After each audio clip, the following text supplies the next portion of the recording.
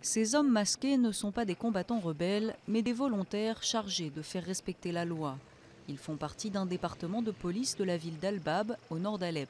Créés à la mi-novembre, ils tentent de s'attaquer aux délits commis par les soldats de l'armée syrienne libre, principalement des vols ou des dégâts constatés depuis que les rebelles ont pris le contrôle de la ville en juillet. L'unité a été créée à cause des problèmes et des désaccords à propos de l'armée syrienne libre.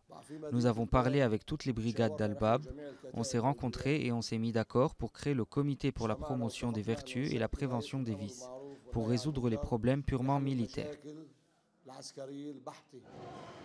L'unité compte 80 volontaires. Tous ont été recrutés en dehors de l'armée syrienne libre et beaucoup viennent des villages alentours.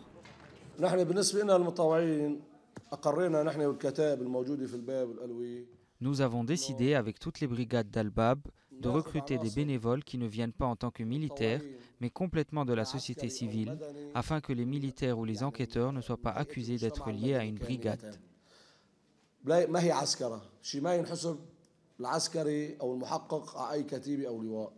Leur travail se fait en coordination avec la cour islamique d'Al-Bab, elle aussi mise en place peu après la prise de la ville par les rebelles. Si une enquête apporte des preuves suffisantes, l'accusé a 48 heures pour se présenter, sinon ce sont les volontaires qui vont le chercher. Il est ensuite interrogé et mis en prison en attendant son audition par la cour. À cause des mauvais comportements de l'armée syrienne libre ou des civils, nous avons besoin d'un système organisé, qui fonctionne mieux qu'avant pour éliminer ces comportements. Mais autour de la caserne, les volontaires sont aux aguets.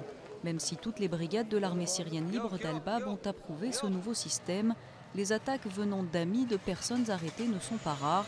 C'est aussi pourquoi les volontaires protègent leur identité.